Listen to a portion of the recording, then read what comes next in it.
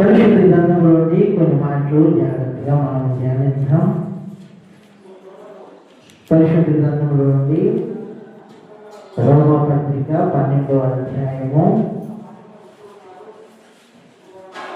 2వ వచనాన్ని చదువుకుందాం. మీరు ఈ లోక మర్యాదను అనుసరింపక అందరూ తీయండి. అందరు తీసినాక నెమ్మదిగా అందరూ తీసారా? Very good.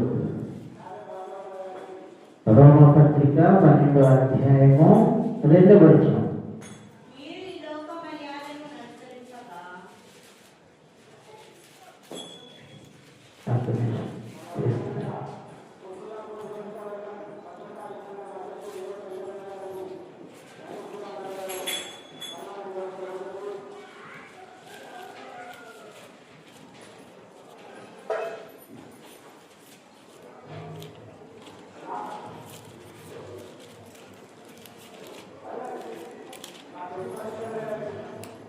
చదవండి.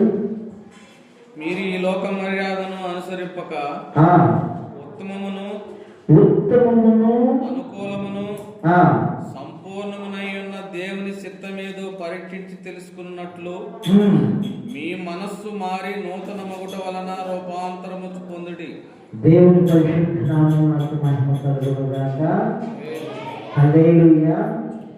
ఇక్కడ ఎన్ని విషయాలు ఉన్నాయి గమనిస్తున్నారా? ఏమన్నా అంటే అందరూ పరిశుద్ధ గ్రంథాన్ని తీసుకున్నాక ఎందుకు ఆగాల్సి వస్తుంది అని అంటే, దేవుని వాక్యము మనం చూస్తూ చదువుతున్నప్పుడు మన హృదయంలో నాటబడుతుంది.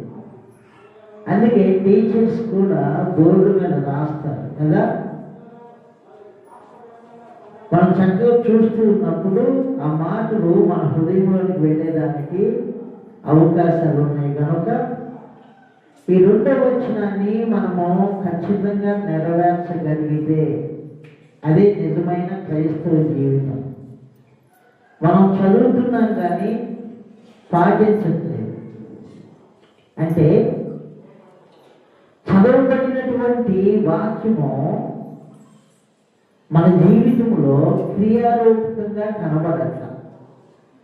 మీరు నమ్ముతారో నమ్మరో, మన సంఘముల గురించి ఆలోచన చేస్తుంటే రాత్రి నాకు నిద్ర పట్టలేదు, భయం వేస్తుంది. దేవుడే సాక్షి దానికి. ఎందుకు అంటే ఒకవేళ ఇప్పుడు ప్రభు వస్తే మనం ఎంతబడేటట్లుగా ఉన్నామా అని అంటే, ఉన్నామా లేవా మీరే చెప్పాలి. ఇప్పుడు ప్రభు నాకు వచ్చింది అనుకోండి, మనం ఎంతబడగలమా? ఎంతబడేదానికి సిద్ధపడి ఉన్నామా? మనం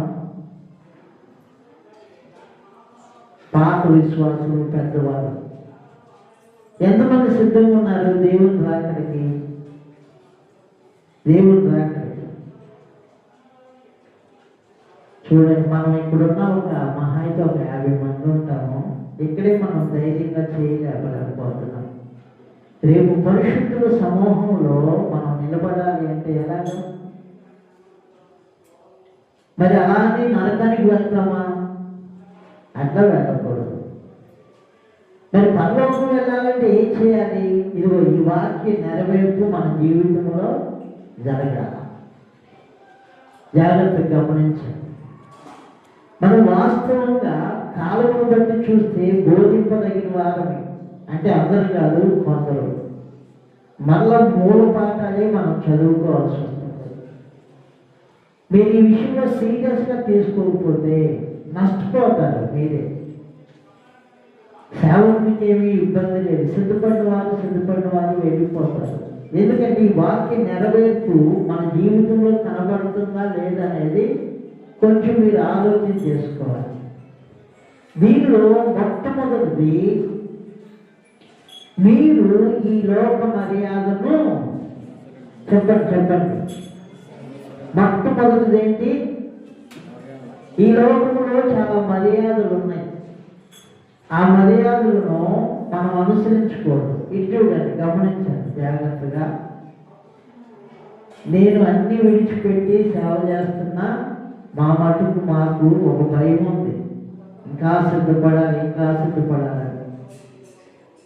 మరి అంటే మిమ్మల్ని తప్పు చేసి మాట్లాడటం కాదు, కానీ వాక్యం చెప్తున్నప్పుడు మీరు పరధ్యానంలో ఉంటున్నారు, దిక్కులు చూస్తున్నారు, ఒకరు ముఖం కిందకేస్తున్నారు, నిర్లక్ష్య స్వభావాలు కనబడుతున్నాయి. రాజుగారు గ్రామంలో, పట్టణంలో చాటింపు వేయించారు. డప్పు కొట్టినటువంటి వ్యక్తి నిరుపేదలాగే కనబడుతున్నాడు. ఆ వ్యక్తిని చూసి ఏదైతే చాటింపు వేయబడినటువంటి ఆ మాట ఉందో చాలా మంది పాటించలా. ఇదిగో ఒక అపాయం వస్తుంది, మీరు ఇంట్లో నుండి బయటికి రావద్దు అని వార్త ప్రకటించాడు వ్యక్తి. ప్రకటించినటువంటి వ్యక్తి సర్వసాధారణంగానే కనబడుతున్నాడు. ప్రకటించమంది రాజుగారు. బాగా గమనించారు. ఈ ప్రకటించినటువంటి వ్యక్తిని ప్రక్కన పెట్టి ఈ మాటను, వార్తను పంపించింది రాజుగారు కదని ఇళ్ళ లోపలికి వెళ్ళిన వాళ్ళందరూ క్షేమంగా ఉన్నారు. రాజుగారి వార్త కాదని పక్కన పెట్టి ఇతనే చాటింపు వేస్తున్నాడు కదా, ఇతను చెప్తే మనం వినేదేంటి అనుకొని నిర్లక్ష్యంగా ఉన్న వారందరూ మరణించారు. చాలా జాగ్రత్తగా ఉండాలి. ఇది దేవుని మాట. దేవుని మాటని దేవుని మాటగానే తీసుకోవాలి. మనం దేవుని సన్నిధిలో ఉన్నాం. ఎక్కడ ఇద్దరు ముగ్గురు నానామని కూడి ఉందో వారి మధ్యలో నేనున్నానని దేవుడు వాగ్దానం చేశాడు. ఈ వాక్యము మన జీవితంలో కనబడకపోతే పరలోక రాజ్యానికి మనం అనర్హులు. లైసెన్స్ లేకుండా బండి నడుపుతున్నాడు అనుకోండి, పోలీసులు పట్టుకుంటే ఏమవుతుంది చెప్పాలా మీరు? ఏం కదా, లైసెన్స్ లేకుండా ఫైన్ వేస్తారు. అర్థమవుతుందా? మనం విశ్వాసం అని చెప్పుకుంటున్నప్పుడు విశ్వాసానికి తగినటువంటి గుణలక్షణం మన జీవితంలో కనబడాలి. అలా కనబడినప్పుడు మనం లైసెన్స్ లేకుండా బండి నడిపినట్లు అవుతుంది. చాలా సీరియస్గా తీసుకోవాలి. మీరు ఈ లోక మర్యాదను అనుసరింపక ఉత్తమమైనది ఒకటి ఉంది, మంచిది. ఈ లోక మర్యాదలు వేరే ఉన్నాయి, ఉత్తమమైనది ఒకటి ఉంది. ఇద్దరు అక్కా చెల్లెళ్ళు ఉన్నారు. యేసుక్రీస్తు ప్రభువారిని తన ఇంటికి పిలిచారు. జాగ్రత్తగా గమనించాలి. ఒకరు ఏం చేసింది, యేసయ్య పాదాల ముందు కూర్చొని చక్కగా ఆయన మాటలు ఆలోచిస్తూ ఉంది. మరొక ఏం చేసింది అంటే యేసయ్య కొరకే వంటలు సిద్ధం చేస్తా ఉంది. చూస్తారా మీరు? లూకా సువార్త 11వ అధ్యాయం 10:38. లూకా సువార్త 10:38. అంతటా వారు ప్రయాణమై పోచుండగా ఆయన యొక్క గ్రామంలో ప్రవేశించెను. మార్తాను ఒక స్త్రీ ఆయనను తన ఇంట చేర్చుకునెను. పిలిచిందే మార్తమ్మ, తన ఇంట చేర్చుకునెను. ఆమెకు మరియాను సహోదరుండెను. ఏమి యేసు పాదాల యొద్ద కూర్చుండి ఆయన బోధ వినుచుండెను. మార్త విస్తారమైన పని పెట్టుకున్నట చేత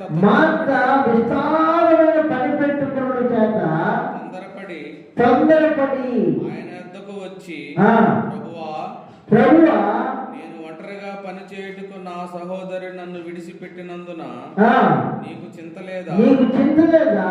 నాకు సహాయము చేయమని ఆమెతో చెప్పెను. అందుకు ప్రభువు మార్తా,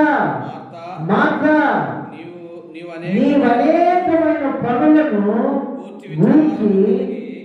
విచారణ కలిగి తొందరపడుచున్నావు, కానీ అవసరమైనది ఒక్కటే, మరియు ఉత్తమమైనది ఏర్పరచుకునేను.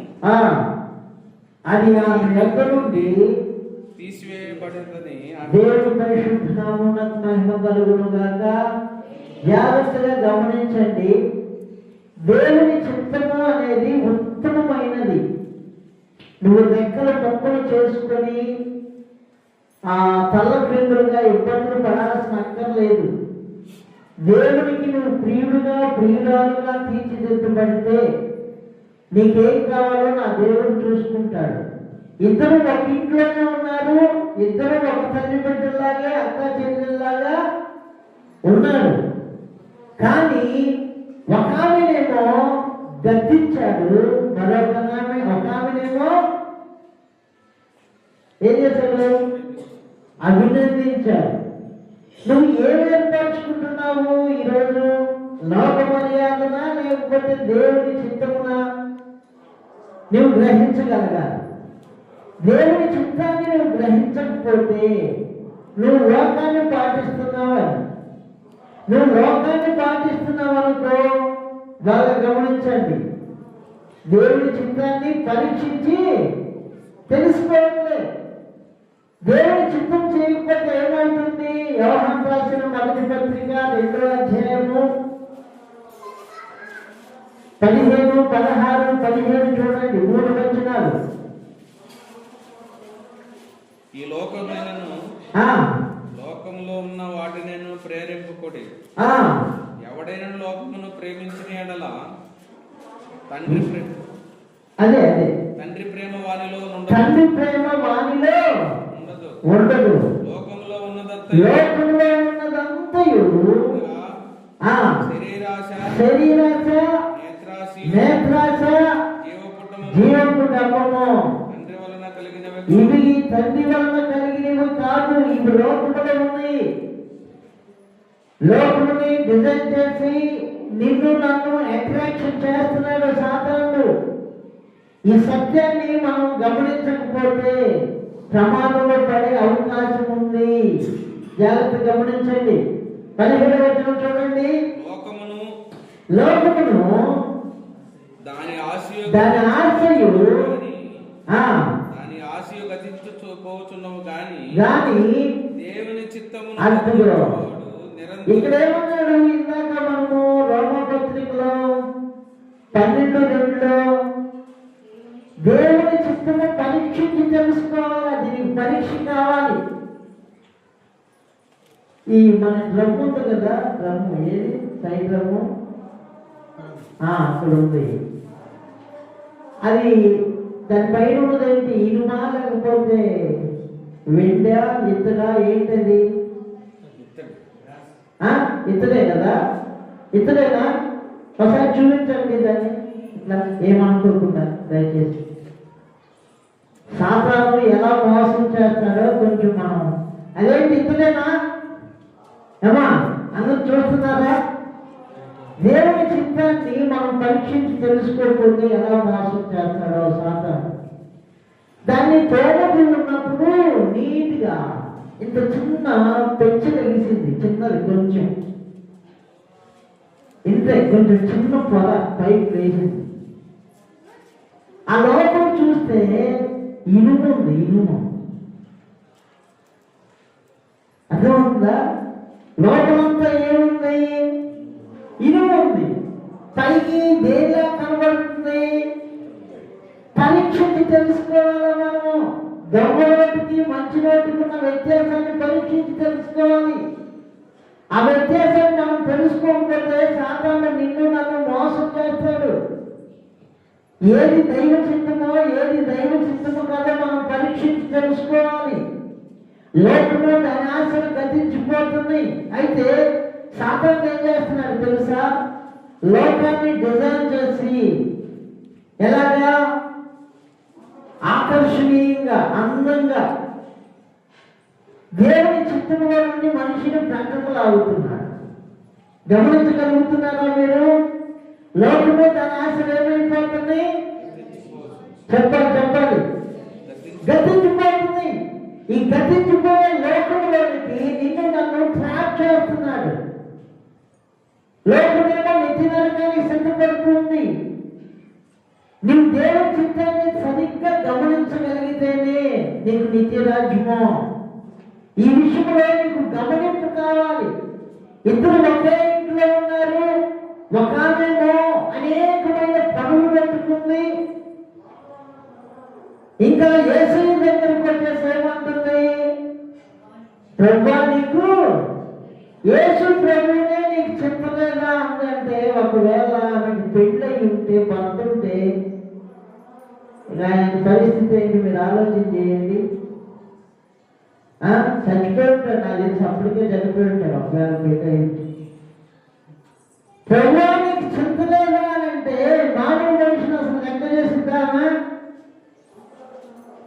మరి అది ఉత్తమమైనదా లేకపోతే ఉత్తమమైనది కాదా?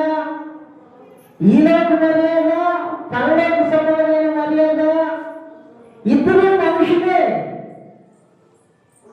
మరియు మా జాగ్రత్తగా పరిశీలన చేస్తుంది. ఏంటి వాక్యాన్ని? మత్తయి సువార్త 4వ అధ్యాయము 4వ వచనం చూడండి. మత్తయి సువార్త 4:4 తీయండి జాగ్రత్తగా, అందరు తీసి గమనించండి. మనుషులు రొట్టె వలన మాత్రము కాదు కానీ దేవుని నోటి నుండి వచ్చు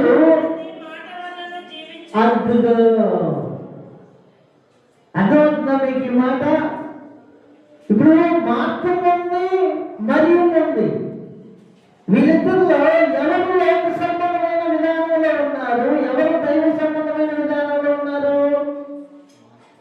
చెప్పాలి మీరు. వాస్తవంగా మార్గము చేసేది కూడా కరెక్టే అన్నట్లుగా మనకు అనిపించినా దానిని ప్రభు అంగీకరించట్లేదు. మనం చెప్తాం, రీజన్లు చెప్తాం. మరి వంట చేయకపోతే ఏం తింటారు అని అర్థమవుతుందా? వంట చేయకుండా దేవుడు బ్రతికించడానికి సమర్థుడా కాదా? చెప్పాలి. ఏం పలకట్లేదు. అదే విశ్వాస జీవితం. దేవుని పరిశుద్ధ నామమునకు మహిమ కలుగును గాక. ఐగుప్తు దేశం నుండి యుద్ధ వీరులు 6 లక్షల కాల్బలం, దగ్గర 30 లక్షల మంది, వారి తల్లిదండ్రులు, వాళ్ళ భార్యలు, వాళ్ళ పిల్లలు ఐగుప్తు నుండి కనానుకు బయలుదేరారు. ఈ బయలుదేరిన క్రమంలో వారు ఎక్కడ కూడా నాటు వేయలేదు, విత్తనం విత్తలేదు, కోత కోయలేదు, కొట్టలో కూర్చుకోలేదు. వారి హృదయం కలవరపడలా. దేవుని పరిశుద్ధ నామమునకు మహిమ కలుగును గాక. హల్లెలూయా. మరి అంతమందిని పోషించిన దేవుడు వీళ్ళిద్దరూ పోషించగలడా లేదా? చెప్పాలి. మరియమ్మనే మాత్రమే పోషించగలడా? కానీ తొందరపడి ఆతృత పడటం వలన ఉత్తమమైనటువంటి దేవుని మాటకి దూరమైపోయింది. మనుషుడు ఫిలప్ చేయండి, రొట్టె వలన మాత్రమే కాదు కానీ దేవుని మాట వలన నిరంతరము జీవిస్తాడు. ఇప్పుడు మనిషి రొట్టెకి తొందరపడుతున్నాడా, దేవుని చిత్తానికి తొందరపడుతున్నాడా? మనం గమనించండి. ఇప్పుడు మన జీవితము దేవుని చిత్తాన్ని చేయడానికి ఇష్టపడుతున్నామా, తొందరపడుతున్నామా, లేకపోతే ఆయన చిత్తం ఎదురుగా కూర్చుంటున్నామా, లేదంటే మన సొంత ఆలోచన చేస్తున్నామా? ఒకసారి ఆలోచన చేసుకోండి. దేనికి ప్రాధాన్యత ఇస్తున్నాం మనము? ఇస్తున్నారా? దేవుని చిత్తానికి ఎంతమంది ఇస్తున్నాము ప్రాధాన్యత? ఈ విషయంలో మనం దిద్దుబాటు చేసుకోవాలా? లోకమే దాని ఆశలు గతించిపోతున్నాయి. ఉత్తమమైనటువంటి దేవుని చిత్తాన్ని గ్రహించి దానికి తగినట్లుగా అడుగులు వేయకపోతే ప్రమాదం. రొట్టె కోసం లోకం ఎంతో ప్రయాసపడుతుంది. 3 రోజులు మీటింగ్ పెట్టారు యేసుక్రీస్తు ప్రభువారు. 3 రోజులు మార్గం మధ్యలో వాళ్ళు వెళ్ళిపోయేటప్పుడు మోసలు పడిపోతారని యోహాను సువార్త చూడండి 6వ అధ్యాయం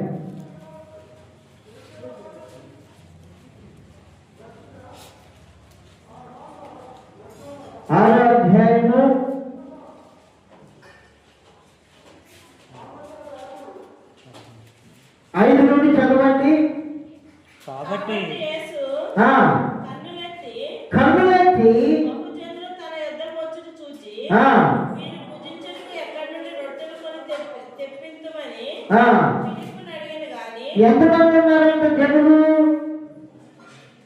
చెప్పండి. ఆ, ఎంతమంది ఉన్నారు జనులు?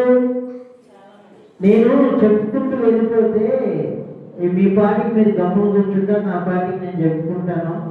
బాడీ ప్రజెంట్, మైండ్ ఆబ్సెంట్ అన్నటువంటి జీవితాలు అడగడం ఎందుకంటే ఎంత మాత్రం దేవుడి మాటని మనం గ్రహించగలుగుతున్నామని. జనులు ఎంతమంది ఉన్నారు ఈ చదవబడిన దాంట్లో? బహుజనులు.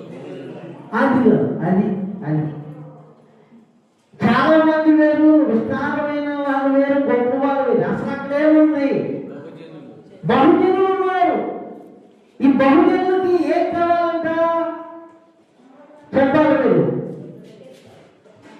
వీరు భుజించుటకు ఎక్కడి నుండి రొట్టెల పడి తెచ్చుమని ఫిలిప్పుని అడిగాను కానీ ఏమి చేయనయ్యుండెనో కానీ ఎరిగి ఉండి అతన్ని పరీక్షించుటకు అడిగాను. దేవుడు కదా నిన్ను నన్ను అడుగుతున్నాడు దేవుడు.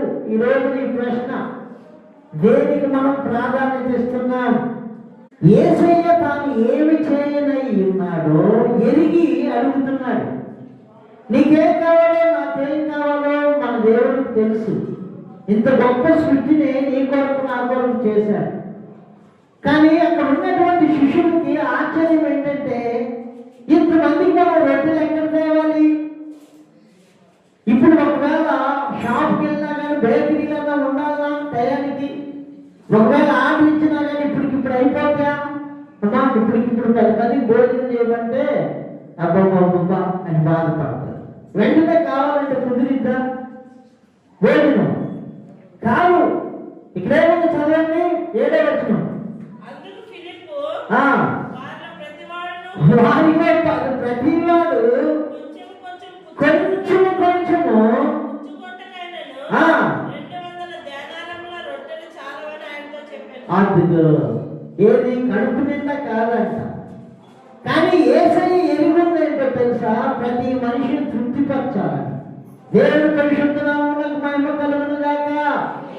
ఎవరిని దేవుడు తృప్తిపరుస్తాడంటే ఆయన చిత్తాన్ని పరీక్షించి తెలుసుకున్న వాళ్ళు తృప్తిపరుస్తాడు.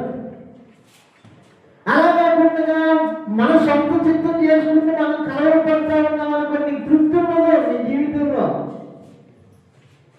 ఆయన ఏమి చేయన్నాడో ఆయన ఎరిగి మాట్లాడుతున్నాడు.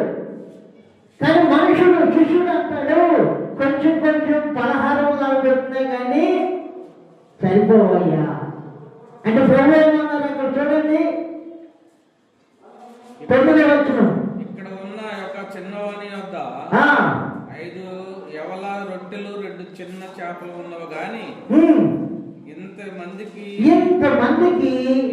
ఏమాత్రమో ఆయనతో అనగా యేసు జనుల్లో కూర్చుండబెట్టుడని చెప్పాను. చదవండి. ఆ చోట చాలా పచ్చిక ఉండిన గనుక లెక్కకు ఇంచుమించు 5,000 మంది పురుషులు కూర్చుండిరి. యేసు ఆ రొట్టెలు పట్టుకుని కృతజ్ఞతాస్తుతులు చెల్లించి కూర్చున్న వారికి వడ్డించెను. అలాగున చేపలు కూడా వారికి ఇష్టమైనంత మట్టుకు వడ్డించెను. వారు తృప్తిగా తినిన తర్వాత ఎవరు చేశారు ఈ వంట? చెప్పట్లేదు ఎవరు? ఉన్న నిరటిలో ఎన్ని చేపలు ఉన్నాయి? ఇప్పుడు మాత్రమే కలవపడటంలో అర్థం ఉందా? యేసయ్య గురించి తెలుసు కదా, దాన్ని గమనించండి. అది పరీక్షించి మరియమ్మ మాత్రమే తెలుసుకోగలిగింది. మరియమ్మ ఏం చేసింది చెప్పట్లేదు మీరు? యేసయ్య పాదాల దగ్గర నిబ్బరంగా కూర్చుంది. ఆమె గుండెల్లో ఉన్న విశ్వాసం ఏంటో తెలుసా? నేను ఇలాగ వింటూ ఉంటే ఈ మాటలతో నేను బ్రతికిపోతాను. దేవుడి పరిశుద్ధ నామమునకు మహిమ కలుగును గాక. ఎందుకు అంటే ఈ లోకాన్ని సృష్టించింది దేవుడు.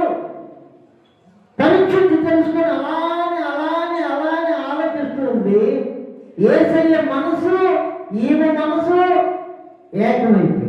దేవుని పరిశుద్ధ నామమునకు మహిమ కలుగును గాక. ఇక్కడ మనం చదివినటువంటి హెడ్లైన్ ఏంటి అంటే మీ మనసు మారి. ఎక్కడ? రోమపత్రిక 12:2 మీ మనసు మారి. దానికి ముందు ఏమన్నా చూడండి, మరి మనం ఇక్కడికి వద్దాం. మీరు ఈ లోక మర్యాదను అనుసరింపక. ఈ లోక మర్యాద ఏంటి? ఈ లోక మర్యాద ఏంటి? అది మాత్రము చేస్తుంది. ఉత్తమమైనది ఏంటి? అది మరింపు చేస్తుంది. ఇప్పుడు నిన్ను పరీక్షించుకో ఒకసారి. ఇప్పుడు మనం మాతృమ స్థానంలో ఉన్నామా, మరియమ్మ స్థానంలో ఉన్నామా? చెప్పండి. ఎవరి స్థానంలో ఉన్నాం మనము? ఇప్పుడు నువ్వు మాతృమ స్థానంలో ఉంటే నువ్వు మరియమ్మ స్థానంలోకి రావాలి. నీ మనసును మార్చుకోవాలంటే ఏం లేదు ఇక్కడ. నువ్వు నష్టపోయే పని ఏమి లేదు. నీ మనసును దిద్దుకుంటే మాత్రమే మనసును వదిలిపెట్టేసి మరియమ్మ మనసును ధరించుకోవాలి. అదేవిధంగా మాత్రం ఏం చేస్తుంది? ఈ లోక మర్యాదను అనుసరిస్తుంది. మరియమ్మకు ఏం పట్టట్లే. నా ముందు ఉన్నది సృష్టికర్త. దేవుని పరిశుద్ధ నామమునకు మహిమ కలుగును గాక. ఒక చిన్న ఉంటాను చెప్తాను మీకు. ఒక రాజుగారు గొప్ప ప్రకటన చేశారు. నా రాజ్యంలో ఉన్నటువంటి ఏ వస్తువులైనా ఎవరైనా తీసుకొని వెళ్ళండి అని. ఎలా ఉంది ఈ ప్రకటన? నా రాజ్యంలో, నా కోటలో, నా గృహంలో ఉన్న సమస్తాన్ని నీకెవరైనా ఏమేం కావాలో తీసుకొని వెళ్ళిపోండి అని ప్రకటన చేస్తే ఆగుతారండి? పర్వతానికన్నా రారు కానీ జనాలు. రాజుగారి దగ్గర గుర్రాలు, రథాలు ఎవరు పిచ్చాడు కానంలో గుర్రం తీసుకుని వెళ్ళేవాడు గుర్రం తీసుకుంటున్నాడు, రథాలు తీసుకుని వెళ్ళేవాడు రథాలు తీసుకుని వెళ్తున్నాడు. వెండి బంగారాలు కావాల్సిన వాళ్ళు వెండి బంగారం తీసుకుని వెళ్తున్నారు. బంగారు ప్లేట్లు, వెండి ప్లేట్లు, ఇంకా మొగానికి పూసుకునే వస్త్రాలు, రకరకాలు. ఈ తీసుకుని వెళ్ళే క్రమంలో దుమ్ము లభిస్తుంది. ధాన్యం, ఒట్లు, ఇంకేంటి గోధుమలు, జొన్నలు, జీడిపప్పు, పిస్తా పప్పు, గన్నేరు పప్పు, పప్పు అన్ని తీసుకొని వెళ్తా ఉన్నారు. ఈ అడవుల్లో ఎక్కడ ఇంత గ్యాప్ లేదు. కానీ ఒక్క మాత్రము మీరు ఆలోచించండి కొంచెం జాగ్రత్తగా. రాజుగారు ముందే కూర్చున్నాడు. ఒక్క ఎక్కడ కూర్చుంది? రాజుగారు ముందే కూర్చుంది. ఇంచు కూడా కలవట్లే ఆవిడ. రాజుగారు ఆశ్చర్యపడి ఆవిడ అడుగుతున్నాడు, అమ్మా నీకేం కావాలి? తీసుకుని వాళ్ళు వాళ్ళందరూ తీసుకెళ్తున్నారు. బంగారం కావాలా? వద్దయ్యా. వెండి కావాలా? వద్దు. మంచి వైద్యులు కావాలా? ఇంకా లోపల ఉంది షెల్ఫ్లో. దీని వల్ల చాలా సంపద. ఏది కావాలి? ఏది కావాలి? ఏది వద్దు, ఏది వద్దు. జనాలు మాత్రం తీసుకుని వెళ్ళిపోతానే ఉన్నారు. అమ్మా చెప్పమ్మా ఏం కావాలి నీకు అని అంటే, అయ్యా నాకు ఏం వద్దయ్యా. ఇక్కడ నుండి నేను ఏ వస్తువు తీసుకొని వెళ్ళినా ఒక సమయానికి అయిపోయింది. నువ్వే నా వాడు అయితే నీ కలిగినంత నాదే అన్నా. దేవుని పరిశుద్ధ నామమునకు మహిమ కలుగును గాక. హల్లెలూయా. లోక మర్యాద వేరు, లోక జ్ఞానం వేరు, దైవ చిత్తం వేరు. నువ్వు ఏం గ్రహిస్తున్నావు? వాక్యాన్ని ఏం చదువుతున్నావు? ఏం వింటున్నావు? నీ వ్యక్తిగత జీవితంలో, నీ కుటుంబంలో, నీ సంఘంలో కలవరాలు. ఆ కలవరాల వల్ల దేవుని చిత్తానికి వ్యతిరేకమైన మాటలు మాట్లాడుతుంది. ప్రభువుకు చింతలేదా? ప్రభువుకు చింతుందా లేదా? మనిషిని బట్టి ఏమన్నాడు పేతురు తన పత్రికలో రాస్తూ, ఆయన మిమ్మల్ని గురించి చింతించుచున్నాడు కనుక చెప్పండి మీ చింత పైన మీద వేయండి. కానీ ఏమేమంటుంది? ప్రభు నీకు చెప్పాలి, స్పందించాలి. ఆలోచించట్లేదు మీరు. అంటే దేవునికి వ్యతిరేకమైనటువంటి మనసు. ఇప్పుడు మారు మనసు పొందడం అంటే ఏంటి చెప్పండి కొంచెం. మారు మనసు పొందడం అంటే మనిషి తన స్వభావాన్ని విడిచిపెట్టి దైవ సంబంధమైన మనసును ధరించుకోవాలి. ఈ దైవ సంబంధమైన మనసును ధరించుకునే ఈ క్రమంలో మీరు గమనించండి, డైరెక్ట్గా యేసయ్య ముందే కూర్చొని మరి మా మనసును డౌన్లోడ్ చేసుకుంటూ ఉంది. సిస్టమ్ అనుకోండి, ఉదాహరణకి వచ్చేసేపు యేసయ్య మనసులో ఉన్నటువంటి ప్రేమలో, పరిశుద్ధతలో, విశ్వాసంలో, సకల విధములైనటువంటి సుగుణాలన్నింటినీ మాత్రం ఏం చేస్తుంది? మరి ఏం చేస్తుంది?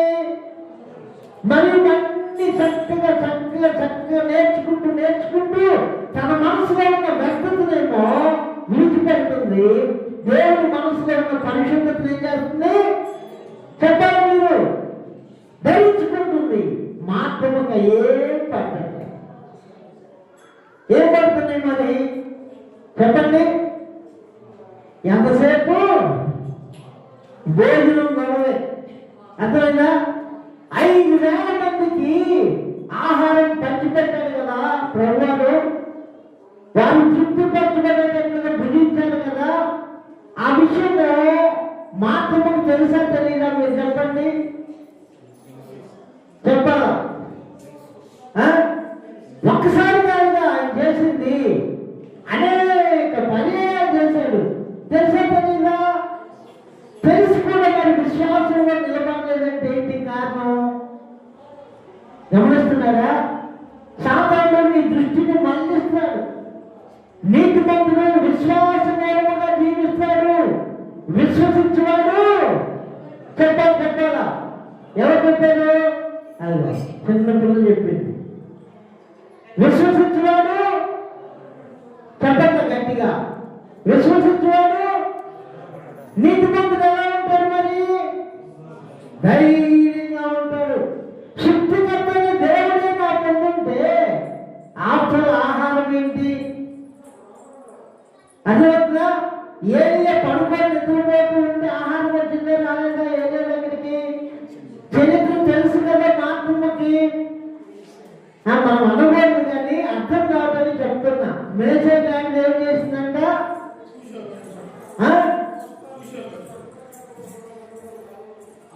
మాత్రమ వినట్లేదు దేవుని మాటని. మరియమ్మను కూడా చెప్పండి మరియమ్మను కూడా విననీయంలే. దేవుడు పెట్టారా? ఇంత గొప్ప సృష్టిని చేసింది దేవుడు మాట ద్వారా. దుఃఖకరమైన విషయం ఏంటో తెలుసా? ఈ మాటను పట్టి ఎక్కించాల్సి వస్తుంది ఈరోజు ఈ సంఘంలో కూడా. ఎవరికి ఎక్కట్లే దేవుడి మాట. దుఃఖకరం. మీరు మీ ఫీలింగ్స్ చూస్తుంటే ఇష్టం లేని పిల్లలకి ఉప్పు నోట్లు ఇట్లా నేర్చున్నట్లుంది దేవుడి మాట. దేవుడి మాటని ఆసక్తితో మనం ఆలోచించాలి. దేవుడి పరిశుద్ధ నామమునకు మహిమ కలుగునుగాక. దేవుడి మాట నీకు దొరకగా నేను జీవించాలి. దేవుడి మాటని. దేవుడి మాటలో జీవం ఉంది. దేవుడి మాటలో ఆరోగ్యం ఉంది. దేవుడి వాక్కు ఎండిపోయిన ఎముకలని లెక్కింపు శక్తితో కానీ మహాశక్తి చేసింది దేవుడి మాట. ఈరోజు క్రైస్తవులకి ఆ మాట ఎక్కట్లేదు. నిద్ర పట్టుకున్నా నిజమైన సేవకులకి వెక్కునేస్తుంది. చిన్నపిల్లలాగా అటు ఇటు దిక్కులు చూస్తున్నారు. వాక్యం చేస్తుంటే బైబిల్ తీయట్లేదు. కష్టం. ప్రమాదంలో పడిపోతున్న సంఘం. కాబట్టి నీ ప్రాణం పోయిందంటే నువ్వు ధనవంతులాగా పాతాలలో కళ్ళు తెరుస్తావు. నీ దేవుడుకుంటా ఇద్దరున్నారు భక్తులు. ఒకతను లోకానుసారంగా జీవిస్తున్నాడు ధనవంతుడు. పేదరాజులకి ఏమీ లేదు. లోకస్వార్త చూడండి 16వ అధ్యాయము 19వ వచనం.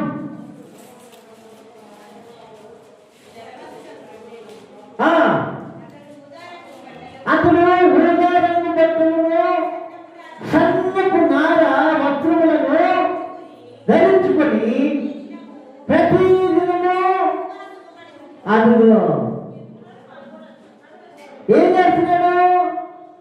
ఇది ఈ లోక మర్యాద.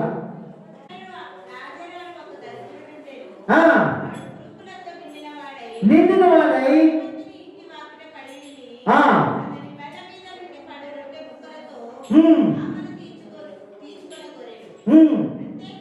అంతేకాక కుక్కలు వచ్చి అద్దులో.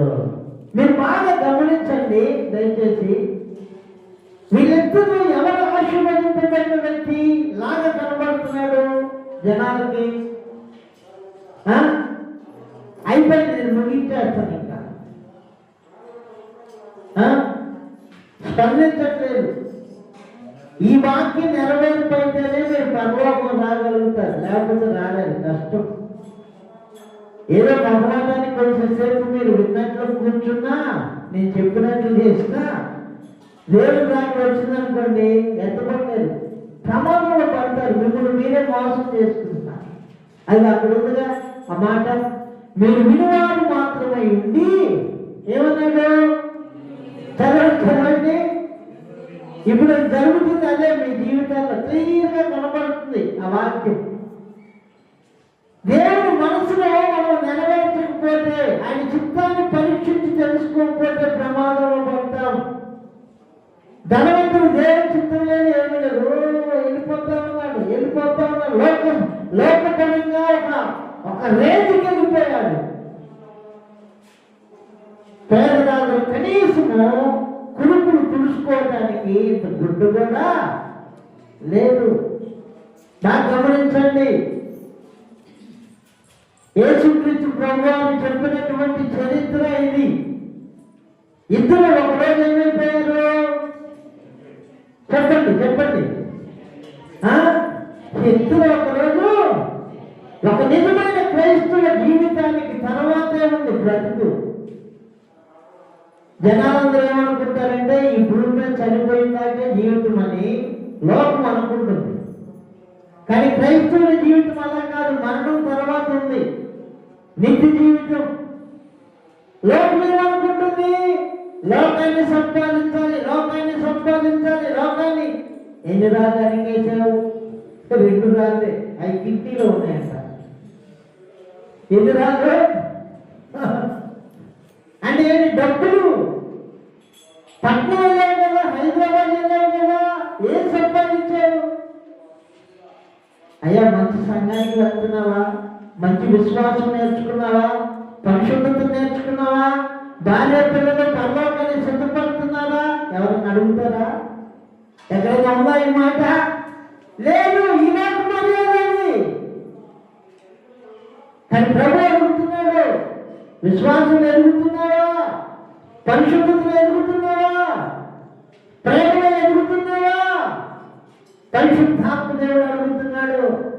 ఇతనికి కుటుంబం చూసుకోవడానికి ఇంత గుడ్డుకోవడం లేదు, కానీ పరిశుద్ధతలో ఎదుగుతున్నాడు పేదరాజును. దేవుని పరిశుద్ధ నామమునకు మహిమ కలుగునుగాక. ఇద్దరు ఒకరోజు చనిపోయారు. చదవండి.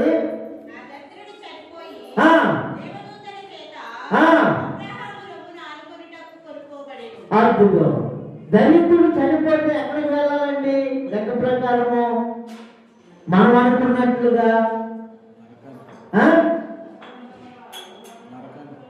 నరకానికి మనం అనుకుంటాం. కానీ అతని శరీరాన్ని ఇక్కడ విడిచిపెట్టగానే, నా వైపు చూడండి, ఫైనల్ చేసేస్తున్నాను, మహిమ దేహాన్ని ధరించుకోవడానికి దేవుని చిత్తాన్ని పరీక్షించి చేశాడు. పేదరాజులో వస్త్రాలు లేవు, ఇల్లు లేవు, సరైన ఆహారం లేదు, బంధువులు లేరు, స్నేహితులు లేరు, ఎవరు లేరు. కానీ దేవుని చిత్తానికి అనుకూలంగా బ్రతుకుతున్నాడు పేదరాజు. నేను తలంపుల్లో తప్పిపోకూడదు, ఊహల్లో తప్పిపోకూడదు, కోరికల్లో తప్పిపోకూడదు. నేను దేవుని మనసుకు తగినట్టుగా ఈ లోక మర్యాదను అనుసరించకుండా అలా నా బ్రతుకును కాపాడుకుంటే ఒక దినాన్ని ఈ శరీరాన్ని ఇక్కడ విడిచిపెడతాను, మహిమ శరీరాన్ని ధరించుకుని వెళ్తానని విశ్వాసం, నిరీక్షణ కలుగుతున్నాడు పేదరాజును. మరణించినాక ఆ బాడీని ఎవరైనా కానీ ఇచ్చేసినారు. కానీ ఆత్మ ఎక్కడికి వెళ్ళింది? దేవుని దూతలు వచ్చి పరిశుద్ధ దూతలు ఇలాగా స్టేజ్ మీద కానీ ఎవరైనా గరుడిని ఆహ్వానించినట్లుగా అటొక దేవదూత ఇటొక దేవదూత ఉండి పేదవాళ్ళని ఏం చేస్తున్నారు దేవుని దగ్గరికి అబ్రహాము దగ్గర అనుకోవడానికి నెమ్మదిగా తీసుకున్నాడు. శబాష్, లోకాన్ని గెలిచావు, పేదవాళ్ళు నువ్వు లోకాన్ని గెలిచావు. ఎలాగా? దేవుని చిత్తాన్ని పరీక్షించి తెలుసుకున్నావు. దేవుని పరిశుద్ధ నామమునకు మహిమ కలుగును గాక. ఇంకా నెక్స్ట్ ఇంకొక అతను ఉన్నాడు చూడండి.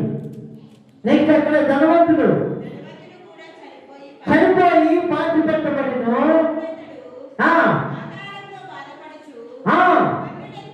కన్నులెత్తి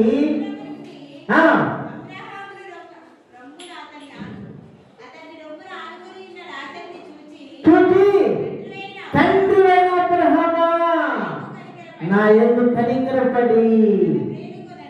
ఒక్క నిమిషం ఆగుదాం. ఇప్పుడు ధనవంతుడు కనికరపడి ఎప్పుడన్నా కానీ పేదనాలతో రొట్టించాడా? ఒక రొట్టె. అమ్మా అయ్యా ఇది చూడండి, మనుషుడు ఏది విత్తుదో ఆ పంటనే కోస్తాడు. మోసపోకుని దేవుడు వెక్కిరింపబడడు. మనుషుడు ఏ పంట విత్తుదో అదే పంట. ఒక రొట్టె ఇవ్వలేదు, ఒక బాటిల్ నీళ్ళు ఇవ్వలేదు.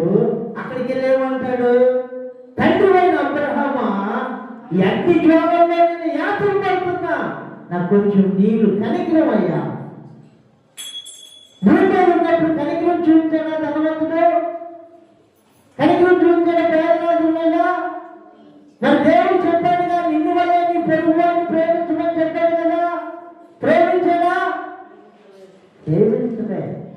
ఆత్మనాదాలు యాత్ర పడుతున్నాయి కానీ అబ్రహాం పట్టించుకోవట్లా. అక్కడేమంటాడు, కుమారుడా అని అంటున్నాడు. చూడండి, కంటిన్యూ చేయండి.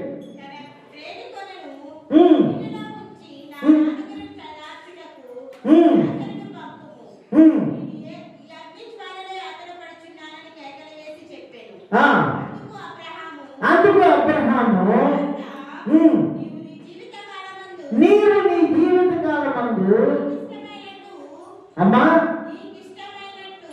ఇది మీరు గుర్తు పెట్టుకోండి, నీకు ఇష్టమైనట్టు సుఖము అనుభవించింది.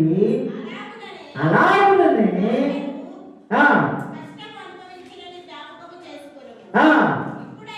ఇప్పుడైతే వాడు ఇక్కడ నెమ్మది పొందుతున్నాడు. అందులో ఇంక నేను ఫైనల్ చేస్తాను. ఇటు బయట చూడండి, ఇదే ఇంకా ఏం లేదు. ఇక్కడ అబ్రహాము గుర్తు చేసిన మాట ఏంటంటే, నువ్వు నరహత్య చేసావు, వ్యభిచారం చేసావు, దొంగతనం చేసావు, ఏమీ చెప్పట్లే. దేవుని చిత్తాన్ని పరీక్షించి తెలుసుకోకుండా నీవు నీ ఇష్టానుసారంగా జీవించావు. అర్థమవుతుందా? ఏం చేశాడు ధనవంతుడు?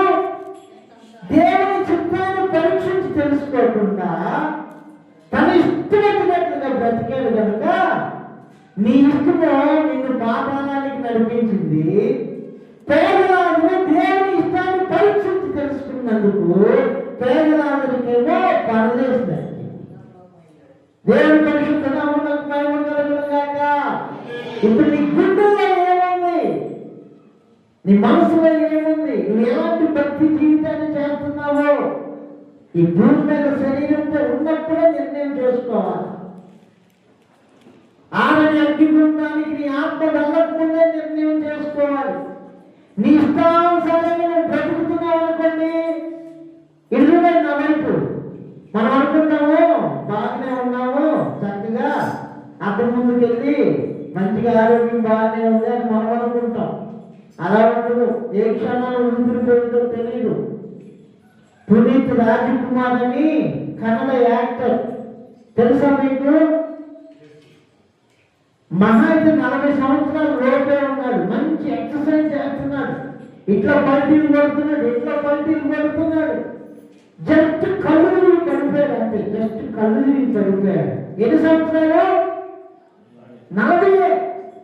డబ్బు ఉంది, ఫ్యాన్స్ ఉన్నారు, అందం ఉంది, సెక్యూరిటీ ఉంది, లోపల పువ్వు సంపద. కళ్ళు తిరిగి పడిపోయాడు. జస్ట్ హాస్పిటల్ తీసుకున్నట్టే మన సమయం ఎంతవరకు ఉందో తెలియదు. దేవుని చిత్తాన్ని పరీక్షించి తెలుసుకోవాలి. సాధారణ మోసం చేస్తున్నాడు, నీకే కాదు, నువ్వు బ్రతుకుతావు, రేపు మానొచ్చు, ఎల్లుండి మానొచ్చు, రేపు మానొచ్చు, వచ్చే సంవత్సరం మానొచ్చు. మోసం చేస్తున్నాడు. నిన్నేం జరిగిందో నీకు తెలియదు, రేపేం జరిగిందో నీకు తెలియదు. నువ్వు బ్రతుకుని ఈ రోజు కాబట్టి ఎంజాయ్ చేయాలంటున్నాడు. ధనవంతుడు ఆ మోసంలో పడిపోయాడు. దేవుని చిత్తాన్ని గ్రహించలా. ఒక్క చుక్క నీళ్ళ కోసం పారిపోతున్నాడు. ఒక్క చుక్క నీళ్లు అతిగా మనిషికి ఇట్లా పోతే అందుకుయా కానీ తన తప్పలేదు గుండెల్లో. కారణం ఏంటి? దేవుడి చిత్తాన్ని పరీక్షించి చేయాల. మరి ఏం చేశాడు? ఈ లోక మర్యాదను అనుసరించాడు. కానీ పేదవాడు ఎలా ఉన్నాడో తెలుసా? నెమ్మది పొందుతున్నాడు. అక్కడ చూడండి, మంచి మాట. ఇప్పుడైతే వాడు ఇక్కడ నెమ్మది పొందుతున్నాడు.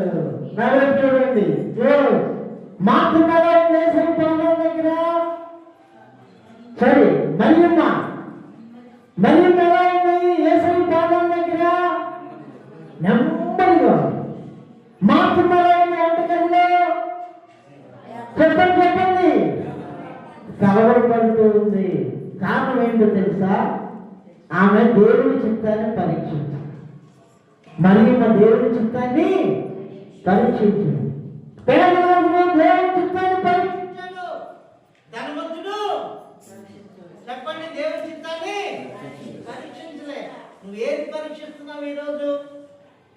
ఆఫ్టర్ బట్టలు కొనడానికి వెళ్తే మంచి చీరేనా కాదా, మంచి షర్టేనా కాదా, మంచి ప్యాంటేనా కాదా, రైస్ తీసుకోవడానికి వెళ్తే మంచి రైసా కాదా, ఎంత పరిశీలన చేస్తాం?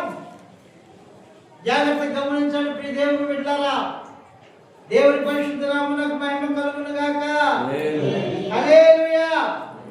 దేవుని చిత్తాన్ని పరీక్షించి మనం తెలుసుకుంటున్నామా లేదా? చూడండి, రోమపత్రిక 12వ అధ్యాయం 2వ వచనం.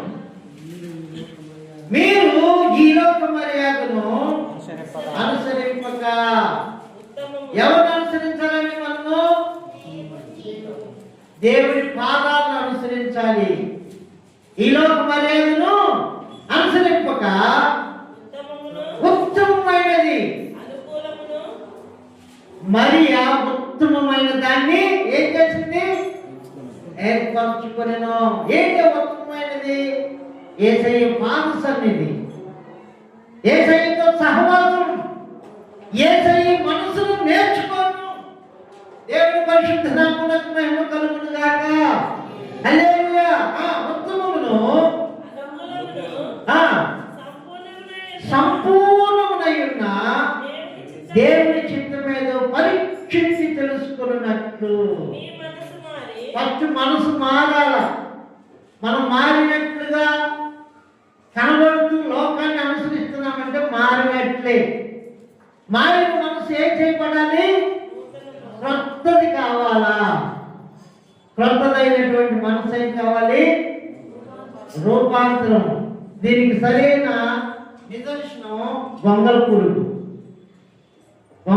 ఏమవుతుంది చివరికి?